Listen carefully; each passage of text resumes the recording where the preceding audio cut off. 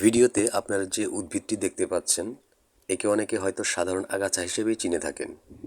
কিন্তু আপনি জেনে অবাক হবেন, এই গাছটির পাতা আখের গুড়ের চেয়েও বেশি মিষ্টি। হ্যাঁ, আপনি ঠিকই শুনেছেন।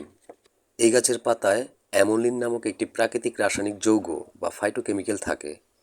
এই উপাদানের কারণে এর পাতার মিষ্টতার তীব্রতা সাধারণ আখের চেয়েও বেশি অনুভূত হয়। এমনকি এর মিষ্টতার পরিমাণ সাধারণ চিনির চেয়ে 100 থেকে 300 গুণ পর্যন্ত বেশি মিষ্টি হতে পারে।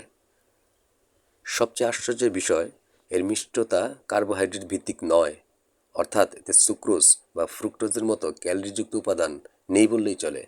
তাই এটি ডায়াবেটিস রোগীরা নিরাপদে ব্যবহার করতে পারেন।